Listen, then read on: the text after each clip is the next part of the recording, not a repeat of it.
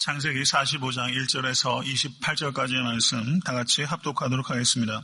요셉이 시종하는 자들 앞에서 그 정을 억제하지 못하여 소리질러 모든 사람을 자기에게서 물러가라 하고 그 형제에게 자기를 알리니 때 그와 함께한 자가 없었더라. 요셉이 방송되옥하니 애굽 사람에게 들리며 바로의 궁중에 들리더라. 요셉이 그 형들에게 이르되 나는 요셉이라. 내 아버지께서 아직 살아 계시니이까. 형들이 그 앞에서 놀라서 능히 대답하지 못하는지라. 요셉이 형들에게 이르되 내게로 가까이 오소서. 그들이 가까이 가니 가로되 나는 당신들의 아우 요셉이니 당신들이 애굽의 판사라. 당신들이 나를 이곳에 팔았으므로 근심하지 마소서. 한탄하지 마소서. 하나님이 생명을 구원하시려고 나를 당신들 앞서 보내셨나이다. 이 땅에 2년 동안 흉년이 들었으나 아직 5년은 기경도 못하고 추수도 못할지라. 하나님이 큰 구원으로 당신들의 생명을 보존하고 당신들의 후손을 세상에 두시려고 나를 당신들 앞서 보내셨나니 그런즉 나를 이리로 보낸 자는 당신들이 아니요 하나님이시라. 하나님이 나로 바로의 아비를 삼으시며 그 온 집의 주를 삼으시며 애굽 온 땅의 치리자를 삼으셨나이다. 당신들은 속히 아버지께로 올라가서 고하기를 아버지의 아들 요셉의 말에 하나님이 나를 애굽 전국에 주로 세우셨으니 내게로 지체 말고 내려오사 아버지의 아들들과 아버지의 손자들과 아버지의 양과 소와 모든 소유가 고센 땅에 있어서 나와 가깝게 하소서. 흉년이 아직 5해가 있으니 내가 거기서 아버지를 봉양하리이다. 아버지와 아버지의 가속과 아버지의 모든 소속이 결핍할까 하나이다 하더라 하소서. 당신들은 눈과 내 아우 베냐민의 눈이 보는 바 당신들에게 이 말을 하는 것은 내 입이라. 당신들은 나의 애굽에서의 영화와 당신들의 본 모든 것을 다 내 아버지께 고하고 속히 모시고 내려오소서 하며 자기 아우 베냐민의 목을 안고 우니 베냐민도 요셉의 목을 안고 우니라.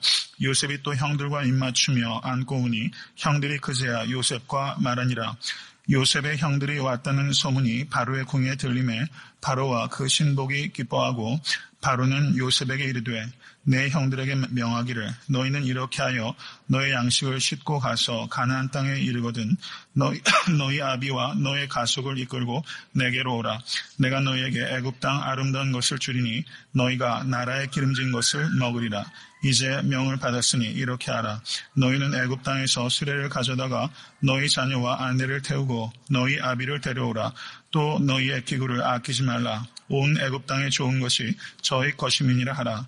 이스라엘의 아들들이 그대로 할세. 요셉이 바로의 명대로 그들에게 수레를 주고 길 양식을 주며 또 그들에게 다 각기 옷 한 벌씩 주되 베냐민에게는 은 300과 옷 5벌을 주고 그가 또 이와 같이 그 아비에게 보내되 수나기 10필에 애굽의 아름다운 물품을 실리고 암나기 10필에는 아비에게 길에서 공개할 곡식과 떡과 양식을 실리고 이에 형들을 돌려보내며 그들에게 이르되 당신들은 노중에서 다투지 말라 하였더라.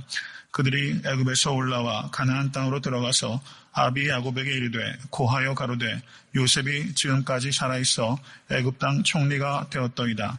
야곱이 그들을 믿지 아니하므로 기색하더니 그들이 또 요셉이 자기들에게 부탁한 모든 말로 그 아비에게 고하매 그 아비 야곱이 요셉의 자기를 태우려고 보낸 수레를 보고야 기운이 소생한지라. 이스라엘이 가로되 조카도다. 내 아들 요셉이 지금까지 살았으니 내가 죽기 전에 가서 그를 보리라. 아멘. 하나님의 말씀입니다.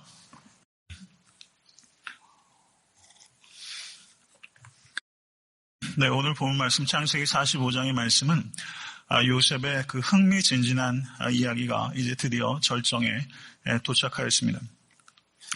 본문의 내용은 크게 네 부분으로 나누어서 이해할 수 있습니다. 먼저 1절에서 15절은 요셉이 자기의 정체를 밝히는 부분이고 16절에서 20절은 뜻하지 않게 이 바로가 아주 큰 호의를 베푸는 내용이 기록되어 있어요.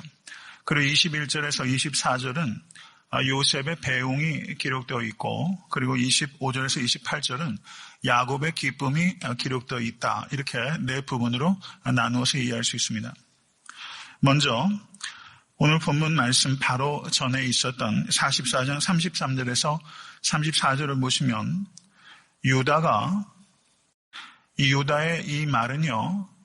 그 누가복음 15장에 나오는 그 탕자의 비유에 나오는 것처럼 구약 성경에 나오는 그 회개의 진면목을 보이는 부분이 바로 이 유다의 고백이다. 이렇게 볼 수 있을 만큼 참으로 빛나는 고백입니다.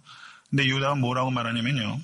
청컨대 주의 종으로 아이를 대신하여 있어서 주의 종이 되게 하시고 아이는 형제와 함께 도로 올려 보내소서.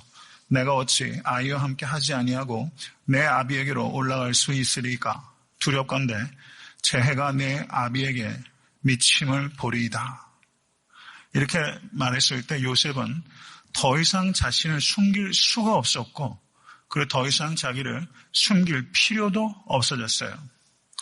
그래서 요셉이 시종지드는 자들 앞에서 그 정을 억제하지 못하고 소리질러서 급히 사람을 물리고 형제에게 자신을 알리는데 45장 2절을 보시면 요셉이 방성대곡했다.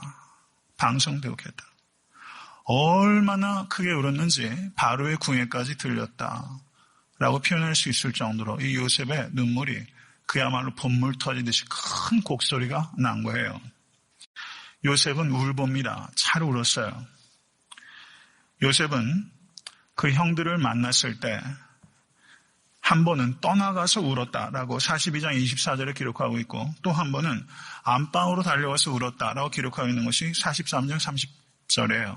그리고 오늘 드디어 그 울음이 두 번은 자기가 은밀한 곳에서 울었다면 이거는 공개적인 곳에서 방성대곡했어요. 세 번 울었어요. 세 번만 울었겠어요? 세 번만 울었겠습니까? 무수하게 많은 밤도 울었을 거예요. 많이 울었어요.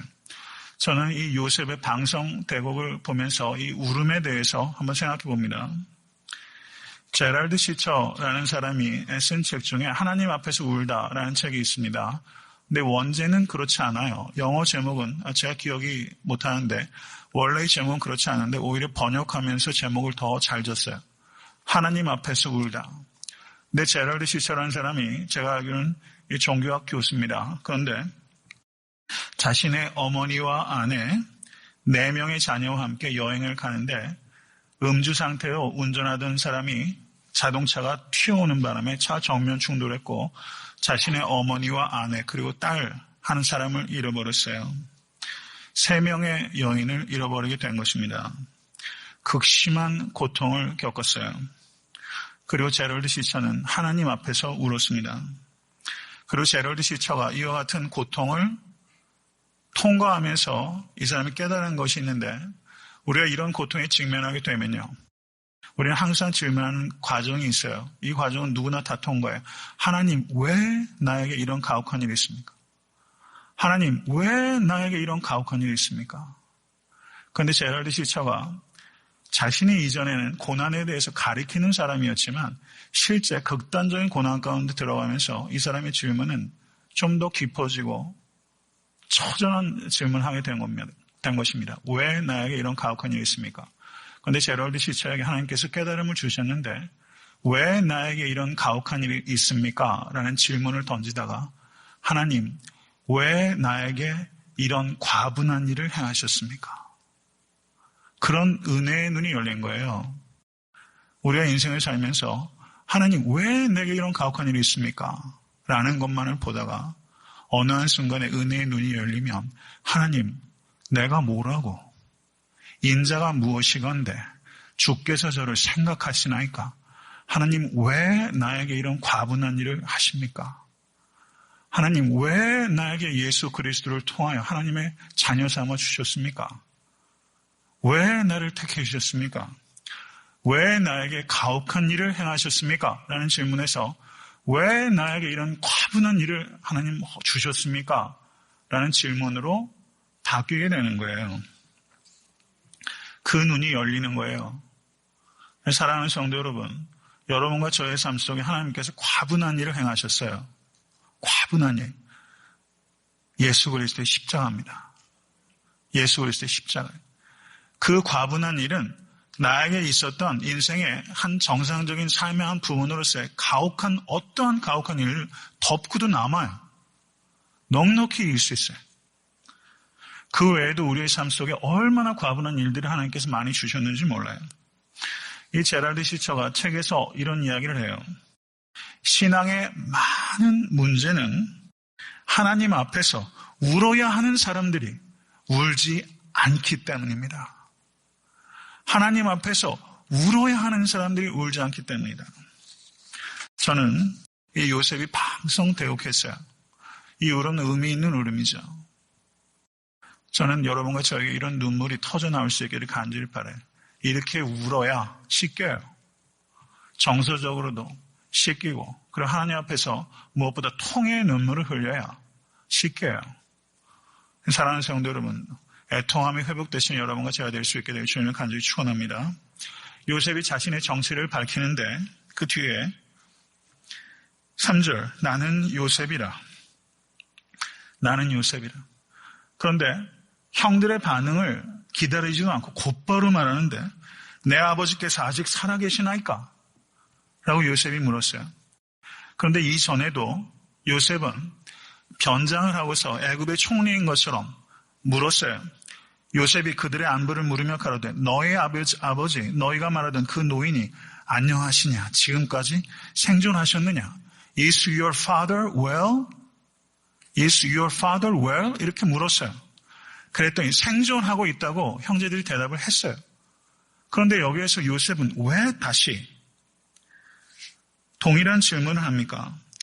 근데 동일한 질문인데 Is your father well? 이라고 물었던 요셉이 Is my father well? 이라고 말하면서 Your father란 말 대신에 내 아비가 생존하십니까? 라고 물었어요.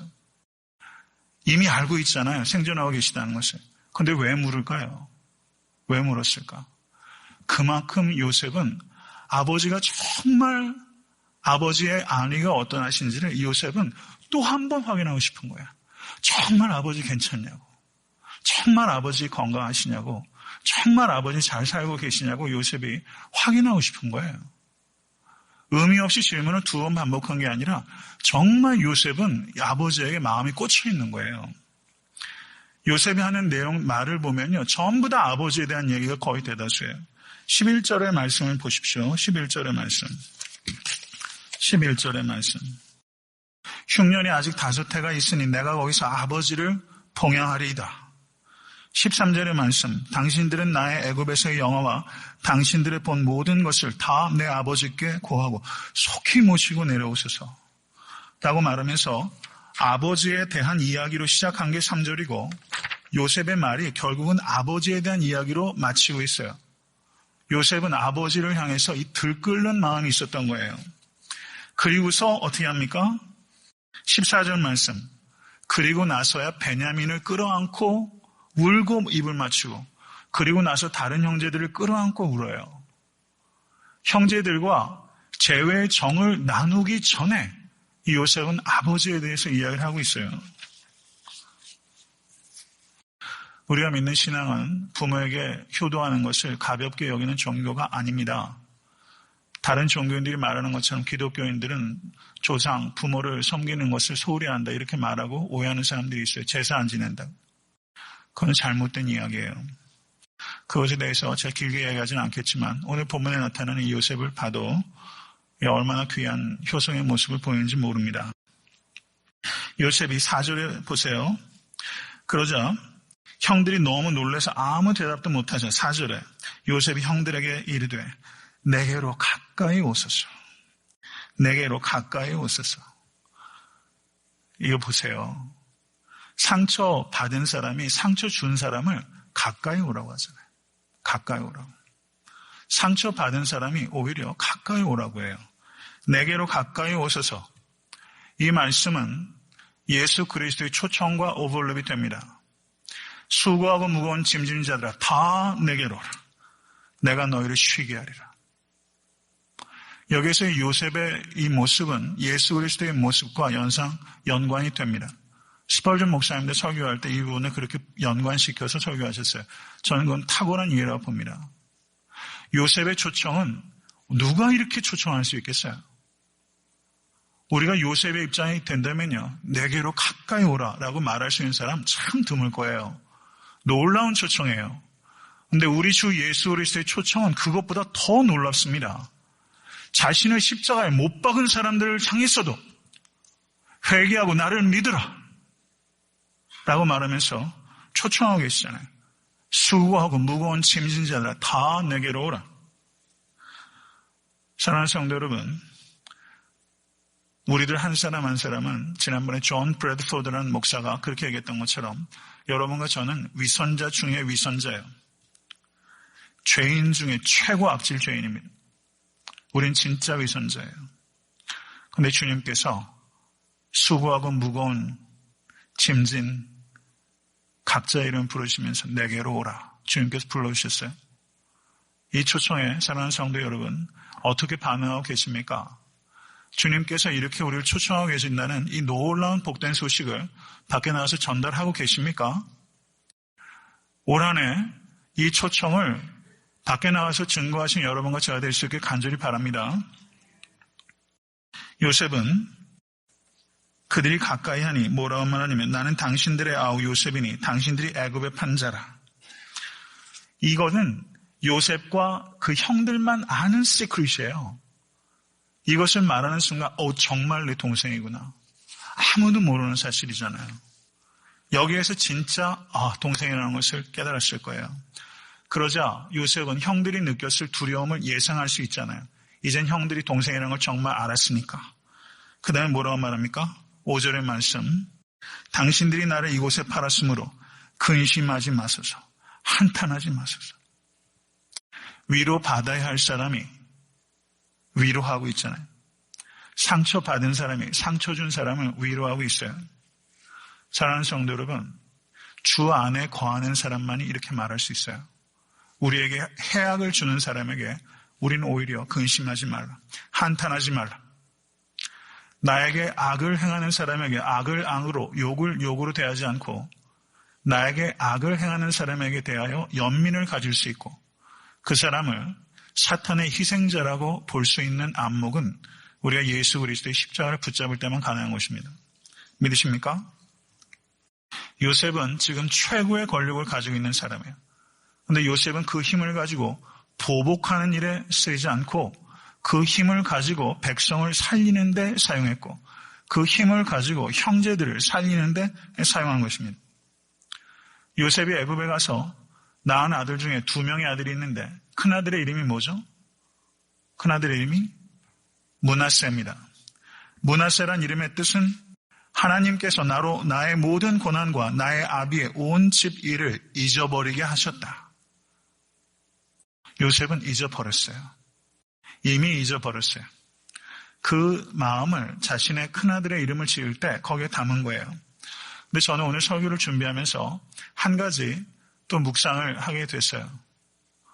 요셉이 보디발의 아내를 보복했을까요? 보복하지 않았을까요? 보복했겠어요? 안 했겠어요? 그런 얘기가 성경에 없죠. 근데 보복하지 않았을 거예요. 그럼 분명히 그러해요. 보디발의 아내는 벌벌 떨었을 거예요. 언제쯤 한동안은 아마 심장이 벌렁벌렁했을 거예요. 언제 저 문이 열리고 군사들이 들이닥쳐가지고 자기를 잡아갈지 보디발의 아내가 아마 겁에 떨었을 거예요. 근데 요셉은요 그 일도 잊어버린 거예요. 형제들이 자신에게 한 일도 잊어버리고 그리고 보디발의 아내가 세상에 누명을 쓰다 그런 누명이 어디 있습니까? 이런 수치가 어디 있어요? 남자에게 있어서. 그런데 요셉은 그것도 잊어졌어요. 어떻게 이런 일이 가능하겠습니까? 불가능해요. 이건 인간의 본성으로 이런 걸 잊어버리는 것은 인간의 본성은 불가능해요. 불가능하죠? 여러분 이렇게 할 수 있어요? 인간의 본성은 절대 안 되는 거예요. 권력 잡자마자 그 다음날 그날 저녁에 잡아오죠. 그게 사람이잖아요. 그런데 요셉은 잊어졌어요. 이건 인간 본성으로 못해요. 그러면 어떻게 그렇게 할 수 있느냐? 그것을 그 다음에 요셉이 설명하고 있습니다. 5절에서 8절의 말씀을 보세요. 하나님이 생명을 구원하시려고 나를 당신들 앞서 보내셨나이다. 7절 하나님이 큰 구원으로 당신들의 생명을 보존하고 당신들의 후손을 최상에 두시려고 나를 당신들 앞서 보내셨나니. 8절 하나님이 나로 바로의 아들을 삼으시고 그 온 집의 주를 삼으시고 애굽 온 땅의 치리자를 삼으셨나이다. 9절 하나님이 나를 애굽 전국의 주로 세우셨으니 라고 말하면서 하나님이 주어가 되셔서 자신을 애굽에 보낸 것은 형들이 팔아먹은 것이 아니라 하나님께서 보내신 것이다. 자신이 애굽의 총리가 된 것은 자기가 잘나서 된 것이 아니라 하나님께서 세우신 것이다. 하나님이 보내셨고 하나님께서 세우신 것이다. 이것을 하나님의 프로비던스, 하나님의 섭리라고 하는 것입니다. 자신의 삶에 벌어지는 일들을 하나님의 섭리라는 관점에서 이해할 때에만 자기를 팔아먹고 자기를 누명을 씌운 자에 대하여 잊어줄 수 있는 거예요. 잊어줄 수 있는 거예요. 하나님께서 하셨습니다. 하나님께서 하셨어요. 하나님께서 나를 보내셨어요. 이렇게 한번 생각해 보세요. 요셉을 형들이 팔아먹지 않았으면 요셉이 애굽에 갈 수 있었겠습니까? 없었겠습니까? 없었죠. 아버지가 입혀준 채색 옷 입고서 버르장머리 없는 아이로 컸을 거예요. 날값도 못하고 말이죠. 그리고 아버지가 이 금지 오욕 같은 이 아들을 애굽에 간다고 서로 요셉이 한들 아버지가 보냈겠어요? 안 보냈겠어요? 안 보내죠. 안 보내요. 형들이 팔았으니까 애굽에 간 거예요. 그리고 만약에 보디발의 아내가 이 요셉에게 누명을 씌우지 않았으면 저가 감옥에 갈 수가 없었을 것이고 이 요셉의 신분을 가지고 술 맡은 관원장과 떡 맡은 관원장을 만날 길이 있습니까? 만날 길이 없죠. 바로의 꿈을 해몽할 길이 있습니까? 없죠. 그러니까 어때요? 형들이 팔았으니까 그리고 누명을 썼으니까 바로의 꿈을 해몽할 기회를 얻은 것이고 그리고 요셉이 총리가 될 수 있는 길이 열린 것이죠. 그렇죠. 그 길밖에는 없었어요. 하나님께서 그렇게 하셨어요. 때로는 인간의 부도덕하고 악한 행위들을 통해서도 하나님께서는 하나님의 계획을 성취해 가십니다. 믿으십니까? 인간의 행동들 속에서 하나님께서 하시는 행동을 발견하기는 참 어려워요. 이것을 하나님의 행동의 불가시성이라고 말할 수 있어요. 하나님의 행동의 불가시성. 하나님의 행동의 불가시성. 어떤 성도님들이 이 기도 제목들 이렇게 적어내셨잖아요. 아직도 안 적어내신 분들 많아요. 제가 이번 주일까지 좀 부탁드렸죠. 제가 오늘 새벽부터 제가 그것을 계속 넘기면서 기도해요. 하루에 한 반 정도는 제가 기도할 수 있겠더라고요. 그럼 계속 넘기면서 기도하다 보면 제가 조만간 다 외우지 않을까 싶고 그러면 제가 이렇게 기도할 수 있다고 봅니다. 기도 제목 좀 내셨으면 좋겠어요. 근데 그 중에서 한 성도님은 어떤 기도 제목을 썼냐면 말하자면 자신의 삶 속에서 하나님께서 하시는 행동을 발견할 수 있게 해달라고 기도했어요. 이것은 하나님께서 하시는 행동의 불가시성을 가시적으로 볼 수 있게 해달라는 기도죠. 우리가 하나님께서 하시는 행동을 발견하기가 어려워요. 그런데 하나님께서 지금도 살아서 행동하고 계십니다. 믿으세요? 그러면 요셉이 자신의 삶 속에서 하나님의 행동을 언제 발견했을까요? 언제 발견했을까? 어느 시점에?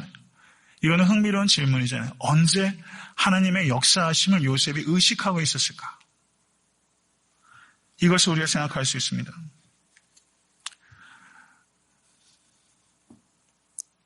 하나님께서 하셨어요. 하나님께서 보내셨어요. 그러나 여기에서 우리가 주의해야 될 것은 하나님께서 요셉을 애굽에 보내셨다는 사실을 우리가 인정하고 고백한다고 해도 형들이 요셉을 애굽에 팔아버린 그 행위를 가볍게 다루어서도 안 된다는 것을 우리는 경계해야 됩니다. 하나님께서 보내신 것이기 때문에 형들의 죄된 행위를 하나님께서는 절대 가볍게 다루지 않아요. 형들이 그런 행동을 했기 때문에 요셉이 얼마나 고통을 당하였습니까? 아비는 얼마나 슬픔 가운데 살았어요. 형들은 얼마나 양심의 가책 가운데 살았습니까? 하나님께서는 인간이 벌여놓는 그 잡스럽고 추악한 죄와 악을 통해서도 궁극적으로 하나님의 선을 이루시지만 그 뜻이 하나님께서 우리가 죄와 악을 가볍게 대해서도 된다는 뜻은 결코 아니에요. 그 대가는 커요. 그 대가는 커요. 다윗이 우리의 아내를 범해서 그것을 하나님께서 용서하셨지만 그 대가가 뭐였습니까? 그 아이가 죽었어요. 아이가 죽었어요. 하나님께서는 우리의 죄를 용서하시지만 그 죄의 대가는 큽니다. 상처가 있어요. 상처가 있어요. 요셉이 형들에게 자신을 밝히기까지 몇 년 걸렸습니까? 17살 때 팔렸죠. 30의 총리가 됐고 7년 풍년이 있었고 지금 2년 흉년이 있었으니까 지금 요셉의 나이는 지금 39입니다. 22년이 지났어요. 요셉이 형들 앞에서 울기까지 방성대국하기까지 몇 년이 걸렸어요? 22년 걸렸어요. 과정이 있다는 것을 우리는 알아야 돼요. 우리가 기도하면서 이런 기도에 빠질 유혹이 있어요. 하나님, 이 힘든 과정 좀 스킵해 주세요. 과정 좀 뛰어넘게 해주세요. 이렇게 기도할 때가 많아요. 그런데 성경에 나오는 상황들과 성경의 위인들을 보면 과정을 안 겪은 사람이 없는 거예요. 아브라함도 그렇죠. 이삭도 그렇죠. 야곱도 그렇죠. 오늘 본문에 나오는 요셉도 그렇죠. 다윗도 그렇죠. 모세도 그렇죠. 심지어 예수님은 어떻습니까? 예수님께서 이 땅에 구원자로 오실 것에 대한 예언이 창세기 3장 15절에 여인의 후손에 대한 이야기가 예수님에 대한 첫 번째 예언이에요. 그리고 예수님에 대한 구약의 마지막 예언은 미가서 5장 2절에 나오는 예언입니다. 그 예언은 예수님 탄생 700년 전이에요. 타락 직전부터 예수님 탄생 700년 전까지 예수님에 대한 예언이 구약의 곳곳에 직접적으로 혹은 암시적으로 표현되어 있습니다. 그 예언의 성취로 이 땅에 예수께서 오셨어요. 얼마나 장구한 세월 동안 기다림의 끝으로 예수께서 오셨어요. 예수님께서 마리아의 뱃속에서 10달이 있었어요. 그리고 어떻습니까? 공생에 있기까지 몇 년을 있었습니까? 30년을 있었어요. 그리고 광야의 시험을 40일 동안 금식하면서 통과하셔야 됐고요. 왜 예수님께서 이런 시간을 겪습니까? 과정이 있다는 거예요. 과정을 주님도 스킵하지 않아요. 근데 우리가 기도하면서 이 과정을 스킵해달라고 기도하는 것은 어리석은 기도예요. 그렇게는 응답이 되지 않을 거예요, 아마. 만약에 과정을 스킵하고 뭔가가 여러분에게 주어진다면 그것은 오히려 하나님으로부터 오는 것이 아닐 수도 있어요. 하나님의 방법은 그렇지 않은 경우가 참 많은 것 같아요. 우리가 복을 받는 것보다 중요한 것은 그 사람이 복된 사람이 되는 게 중요한 거예요. 우리가 깨끗해지고 정결해지는 게, 깨끗해지고 겸손해지는 게 복이에요. 그게 복이에요. 그런 사람은요, 모든 일들이 다 복된 일들만이 나와요. 복의 통로가 돼요. 하나님께서 요셉의 누명을 기적적으로 벗겨주셨습니까? 안 벗겨주셨습니까? 안 벗겨주셨어요. 감옥에 갇혔을 때 요셉을 기적적으로 빼내주셨어요? 안 빼주셨어요? 안 빼주셨어요. 관원장들에게 부탁을 했는데 까먹어버렸잖아요. 하나님께서 거의 방치하다시피 했어요. 기적이 없어요. 요셉의 삶에는 기적이 없어요. 무슨 기적이 있었어요? 근데 요셉의 삶 자체가 기적이에요. 이게 너무 놀랍지 않습니까? 요셉의 삶에는 기적이 경험된 게 없어요. 근데 삶 자체가 기적인 거예요. 너무 놀랍지 않습니까? 요셉은 하나님께서는 요셉의 삶을 고난해서 요셉을 기적적으로 풀어주지 않으셨어요. 다 겪게 하셨어요. 그걸 겪으면서 요셉이 씻기게 하셨고 사람을 만나게 하셨고 사람들로부터 사랑받게 하셨고 인정받게 하셨고 그리고 그 사람들과의 관계가 또 끈이 되어서 바로를 만나게 하셨고 그리고 애굽의 총리가 되었어요. 그리고 애굽의 총리가 되어서 오늘 본문을 보시면 이 요셉이 형들이 있다는 얘기를 그 바로와 그 신하들이 듣고서 저들이 크게 기뻐했다고 말했어요. 요셉이 굴러온 돌 아닙니까? 굴러온 돌이 박힌 돌 다 빼버리고 요셉의 애굽의 총리가 되면요. 정적 중에 이런 정적이 없죠. 제거해야 될 정적 1호죠. 누가 좋아하겠어요? 그런데 요셉의 형들이 왔다는 소식을 들고 바로와 신하들이 즐거워했다는 표현을 보면 요셉이 바로와 그 신하들로부터 받은 신망은 그 시기와 질투를 뛰어넘을 만큼 요셉은 훌륭한 사람이었던 거예요. 대단한 사람이죠. 원수조차 대적조차 친구를 만들 수 있을 만큼 깊이와 폭이 있는 사람이에요.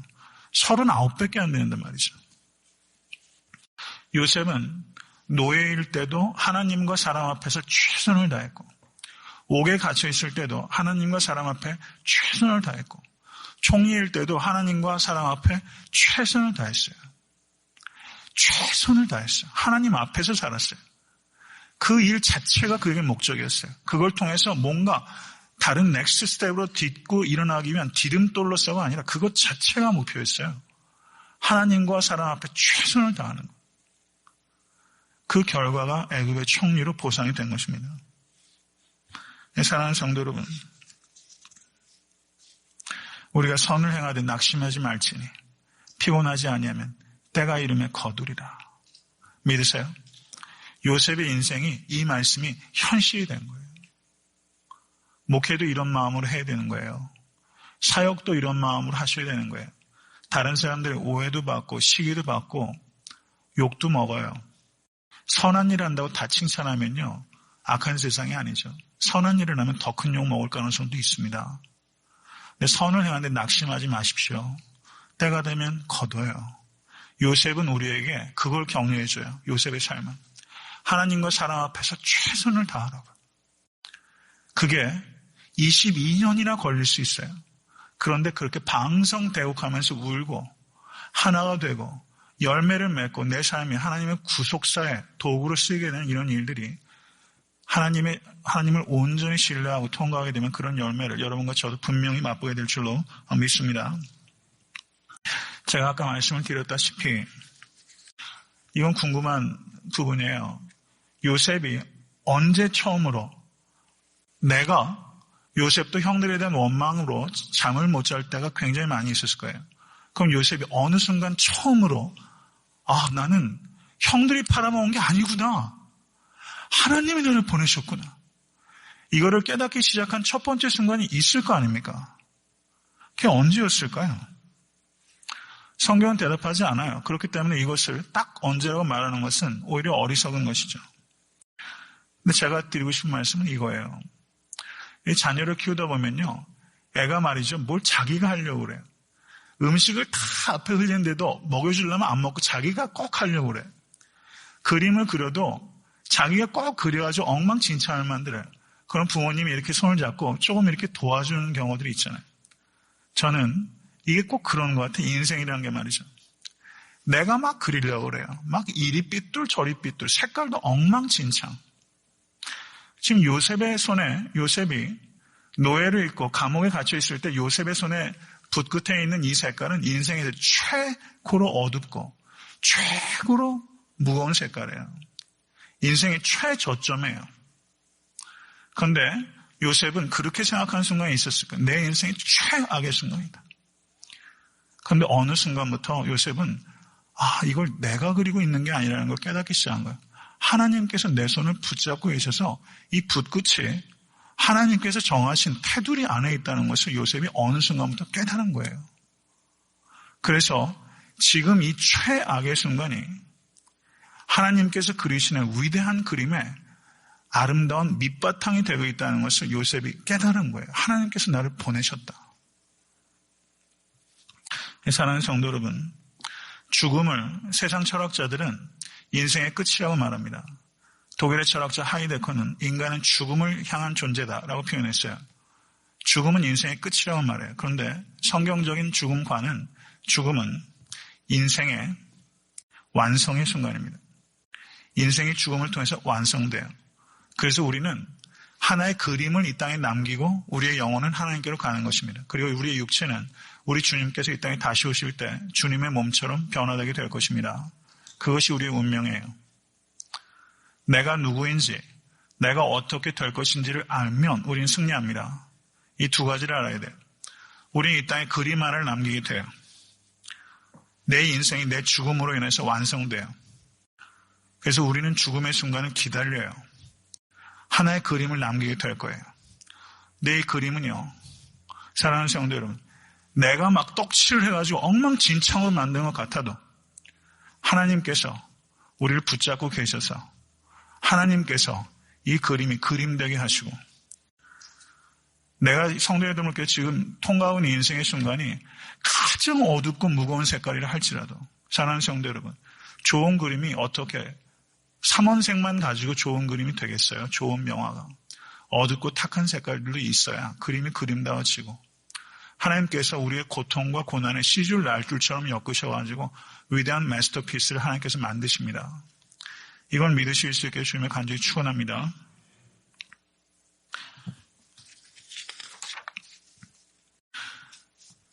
마크로 스트럭처, 매크로 스트럭처라는 말이 있어요. 거시적 구조, 삶의 거시적 구조. 요셉은 어느 순간에 자신의 삶의 거시적 구조가 눈에 열린 거예요. 지금 당장 내가 노예 살고 지금 당장 옥에 갇혀 있는 것 가지고 아웅다웅하면서 인생 끝날 것 같처럼 보는 게 아니라 인생의 거시적 구조가 눈에 열린 거예요. 그래서 하나님께서 나를 보내셨다. 이걸 영안이라고 하는 것입니다. 이 영안이 여러분과 저에게 열릴 수 있게 주님의 간절히 축원합니다. 그리고 9절부터 13절까지는 요셉의 당부가 기록되어 있어요. 요셉의 당부. 아버지에 대해서 특별히 요셉이 언급하고 있는 것을 볼 수가 있고요. 그 다음에 14절, 15절 보시면 요셉이 아우 베냐민과 형들과 포옹하면서 입을 맞추고 정을 나눠요. 그런데 15절 보세요. 요셉이 또 형들과 입 맞추며 안고 오니 형들이 그제야 요셉과 말하니라.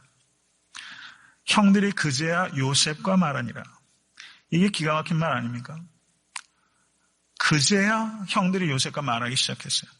그러면 요셉과 형들이 대화한 게 마지막에 언제인 줄 아십니까? 창세기 37장 4절을 보시면 그 형들이 아비가 형제들보다 그를 사랑함을 보고 그를 미워하여 그에게 언사가 불평하였더라. 그리고 37장 8절을 보시기 바랍니다. 그 형들이 그에게 이르되 내가 참으로 우리의 왕이 되겠느냐, 참으로 우리를 다스리게 되겠느냐. 이것이 창세기에 기록되어 있는 요셉의 형들이 요셉에게 한 마지막 말이에요. 그때가 몇 년 전이에요? 22년 전이에요. 22년이 지나서 이 요셉과 요셉 형들이 비로소 말하기 시작한 거예요. 무슨 대화가 오갔을까? 좀 궁금하지 않아요? 무슨 대화가 오갔을까? 성경은 기록하고 있지 않은데 이 말은 정말 의미 있는 말이 오갔을 거예요. 무슨 말이 오갔을까? 통곡하고 화해하고 소통할 수 있는 일이 여러분과 저에게 열릴 수 있게 간절히 바랍니다. 혹시 주변에 가족들 간에도 수십 년 동안 아예 그냥 끊고 말하고 있지 않은 사람이 혹시 계십니까? 교회에서 성도 간에도 말하기 싫을 때 있죠. 한 1년 정도 말 안 한 분 계세요? 그런데 끝까지 말 안 하겠다고 어금니 꽉 어깨 물고 계시지 마세요. 우리가 다 때가 있죠. 그렇지만 언젠가는 내가 말하리라. 내가 언젠가는 내게 가까이 오소서 하리라. 여러분 그런 마음 먹으셔야 돼요. 그래서 말이 열려야 돼요. 이래야지 그리스도인이죠. 말이 오갈 수 있게 간절히 바랍니다. 대화 자체라. 저 사람하고는 말을 못 섞을 사람이에요. 그렇게 혹시 마음속에 생각하고 계신 분이라면 성도 여러분 기도하시면서 시간이 다소 걸린다 할지라도 말을 하실 수 있는 여러분과 제가 될 수 있기를 간절히 바라는 것입니다. 그 다음에 16절에서 20절을 보면 바로가 이 소식을 듣고서 바로가 당부하는 이야기가 기록되어 있어요. 요셉에게. 내 형들에게 명하기를 너희는 이렇게 해. 너희 양식을 싣고 가서 가나안 땅에 이르거든 너희 아비와 너희 가족을 이끌고 내게로 오라. 내가 너희에게 애굽 땅 아름다운 것을 주리니 너희가 나라에 기름진 것을 먹으리라.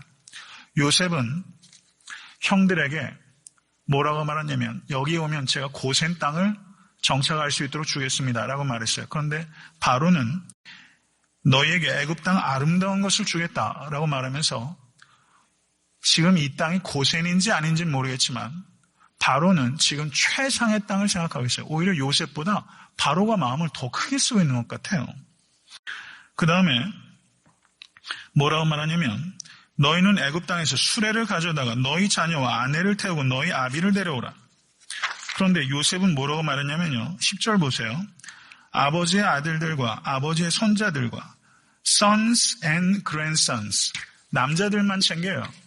근데 바로는 지금 여기를 보면 자녀와 딸들도 챙기고 아내도 챙겨요. 그리고 확실히 이 바로가 여자들을 더 많이 챙기는 젠틀맨에 좀 더 가까웠던 것 같아요. 더 좀 배려가 있어요. 뭐 이렇게까지 성경을 읽는 것은 지나친 감이 없지 않지만 배려가 돋보여요. 왜 이야기를 드리냐면요. 그 다음 20절 보세요. 또 너희의 기구를 아끼지 말라. 성도 여러분, 이민 가려면 한국에서 물건 다 가져오실 수 있으세요? 유학생도 한국에 가려면요. 아까운 책들 많이 버리고 가요. 운임이 너무 많이 들어가죠. 그러니까 이 사람이 가나안에서 애굽으로 올 때 가지고 갈 물건이 얼마나 많아요. 그것 때문에 못 떠날까 봐 바로가 기구 아끼지 말아요. 애굽에 좋은 건 많아요. 오면 다 줄 거니까 오라고요. 바로가 지금 그 생각까지 해주는 거예요. 이 바로가 진짜 젠틀맨이더라고 보니까. 배려가 보통이 아니에요. 그리고 뭐라고 하면 수레까지 내어주잖아요. 그러면 저는 우리가 여기서 질문을 던질 수 있어요. 도대체 이 바로가 이 배려를 한 내용이 이걸 왜 모세가 여기에 기록했을까? 이건 빼도 얘기가 되는데 이걸 왜 굳이 기록했을까? 조금 의미가 있어요. 이런 질문을 던질 필요가. 그 뒤에 보시면요. 저는 이 이야기를 좀 해보고 싶은 겁니다. 바로도 이 정도를 배려하는데 우리는 도대체 뭘 배려하면서 사나? 교회에서 말이죠. 성도가 성도 간에 또 새로운 성도들에게 또 직장에서 우리가 도대체 뭘 배려하며 사나? 배려라는 책이 세간에 유행한 적이 있어서 뭐 읽기 쉬운 책이라서 많이들 읽으셨는데 거기에 그런 이야기가 있어요. 많이 아시는 얘기입니다. 앞을 못 보는 사람이 밤에 물동이를 머리에 이고 한 손에 등불을 들고 걸어가고 있었어요. 앞을 못 보는 사람이 등불을 들고 가고 있었어요. 그런데 앞에 오는 사람이 그 모양이 희한한 거예요.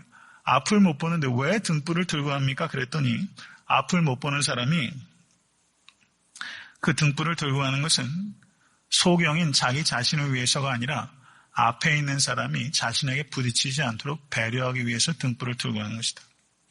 이게 배려. 뭐 좋은 이야기예요. 저는 애틀랜타 성교인 교회에서 우리가 이 바로의 이 배려를 한번 생각해 보면서 우리가 나에게 부딪히지 않도록 하기 위해서 등불을 좀 드는 그런 사람들이 많이 좀 있었으면 좋겠다. 그렇게 해야죠. 저는 우리 교회 교육자들께 좀 더 배려하고, 그렇죠. 성도 여러분.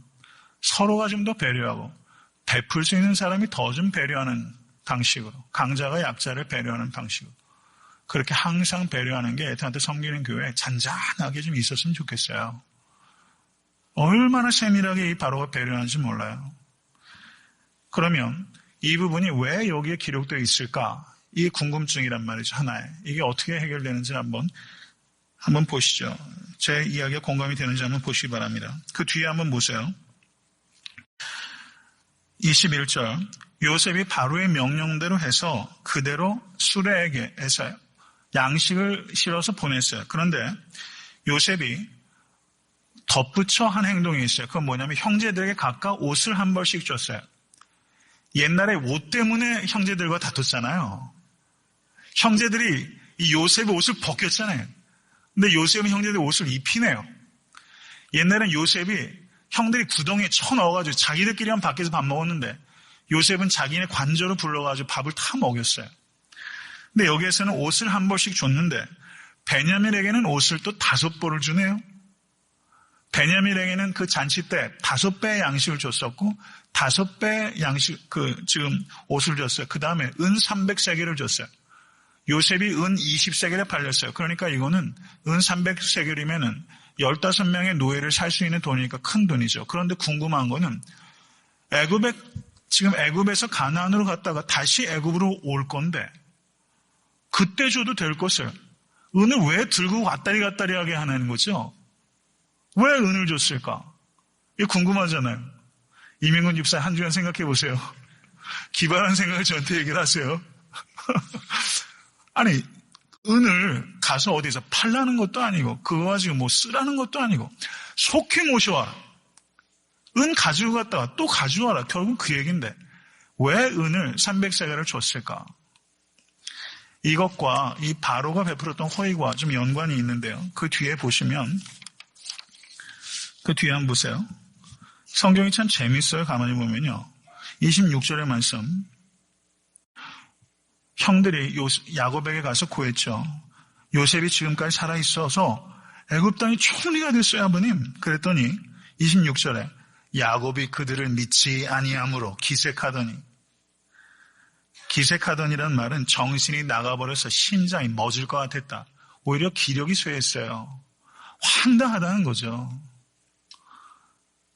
요셉이 뭐라고 말했냐면, 요셉이 아비에게 가서 애굽에서 본 모든 것과 여차저차한 것을 요렇게 아버지에게 말씀하십시오라고 요셉이 얘기했어요. 그것은 요셉은 야곱이 믿기가 어려울 것이다 라는 것을 예상한 거예요. 그래서 그 다음에 보십시오. 믿지 아니함으로 27절 그들이 또 요셉이 자기들에게 부탁한 모든 말로 그 아비에게 고하매, 이제 요셉이 하라고 한 말을 다 했어요. 그 다음에 그 아비 야곱이 요셉의 자기를 태우려고 보낸 수레를 보고야 기운이 소생한지라. 이 수레는 누가 준 거예요? 바로가 준 거예요. 바로가. 그럼 아까 요셉이 형제들에게 옷을 한 벌씩 주고 베냐민에게는 5벌 그리고 은 300세겔 왜 줬을까? 저는 이 은 300세겔과 옷 5벌 이거는 이 요셉이 애굽에서 뭔가가 큰 인물이 됐으니까 이런 예물을 가지고 왔을 것이다. 그러니까 이 물건을 보고서 자신이 애굽의 총리가 되었다는 것을 조금 믿을 수 있는 근거로서 요셉이 마련해 주었을 가능성이 있다. 전 그렇게 생각이 되는 거예요. 그런데 그게 워킹합니까? 안 합니까? 워킹 안 했어요. 뭐가 워킹했어요? 바로가 준 수레가 워킹한 거예요. 바로가 준 호의가, 바로가 준 배려가. 근데 바로가 요셉이 애굽의 총리가 됐을 때 바로가 요셉을 어디에 태웠어요? 수레에 태웠어요. 수레에 태웠는데 그때 그 수레를 성경을 보니까 창세기 41장 43절에 버금수레에 태웠다. 버금수레. 뭐 알아듣지 못하는 번역을 해놨어요. 버금수레. 개역 개정도 보니까 버금수레라고 번역을 했어요. 근데 표준세 번역을 보니까 자기 수레에 버금가는 수레에 태웠다. 영어를 보니까 second chariot. 그래서 자기 것보단 조금 떨어지는, 말하자면 S클래스가 아니라 E클래스 정도로 지금 준 거예요. 그 수레를 배려해 준 거죠. 그런데 지금 여기에서 저는 바로가 야곱에게 보낸 수레가 바로 그 수레였을 것이다. 말하자면 엄청난 리무진이 턱 하고 있는 거예요. 이건 어디 가서 사가지고 올 수 있는 물건이 아니잖아요. 그래서 그 수레를 보고서 야곱이 정말로 요셉이 살았고 애굽의 총리가 됐다는 것을 믿게 된 거라는 거죠. 그러니까 이 바로의 배려가 거기에 기록되어 있어야 될 이유가 있습니까? 없습니까? 생겼죠. 이렇게 볼 수 있다고 저는 생각합니다. 말씀을 맺습니다. 요셉이 살았습니다 라는 소식을 야곱이 믿었어요? 안 믿었어요? 처음에 안 믿었죠. 예수님께서 십자가에 달리시고 죽은 지 사흘 만에 부활하셨습니다. 사람들이 믿습니까? 안 믿습니까? 안 믿어요. 왜요? 요셉이 총리가 됐다는 것보다 더 황당하니까. 너무 좋은 소식이니까. Too good. 너무 좋은 소식이에요. 예수님만 믿으면 죄사함에서 구원을 받는데 내 형제가 미국의 대통령이 됐다는 것보다 더 까무러치려고 그러시잖아요. 여러분, 성도 여러분, 미국 대통령을, 한국 대통령을 내가 잘 아는 사람이라면 주변에서 믿겠어요? 안 믿겠어요? 안 믿죠. 그거보다 더 까무러칠 노릇이 예수 그리스도께서 나를 위해 십자가에 달리시고 부활하셨다는 소식입니다. 믿으세요? 아멘. 그 소식에 우리가 어떻게 반응하는지를 생각하실 수 있기를 바랍니다. 이제 27절 말씀 보세요. 그 아비 야곱이 요셉의 자기를 태우려고 보낸 수레를 보고야 기운이 솟아난지라. 이스라엘이 가로되 조카도다. 이스라엘은 누구예요? 야곱이죠. 27절에는 야곱이라고 말하고 28절에는 이스라엘이라고 말해요. 모세가 지금 왔다 갔다 해요. 왜 왔다 갔다 하죠? 이렇게? 그냥 아무 뜻 없이 야곱이라고 그러고 그 다음은 이스라엘이라고 하나? 이스라엘은 야곱의 새로운 이름이야. New name. 수레를 보고야 기운이 소생했어요. 기색하더니는 기운이 쇠했다는 뜻입니다. 기운이 소생해서 New hope, 새로운 희망이 생겼어요. 그래서 야곱에서 이스라엘이 된 거예요. 다시. 새로운 희망이 생기면서 새로운 존재로 변하게 된 것입니다.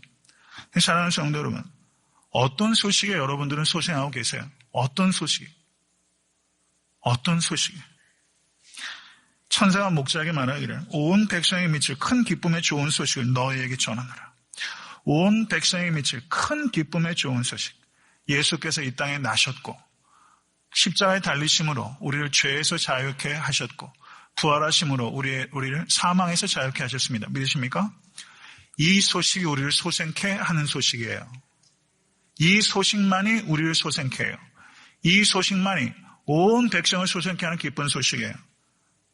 야곱에서 이스라엘로 변모하실 수 있는 여러분과 제가 될 수 있게 되기를 주님의 간절히 축원합니다.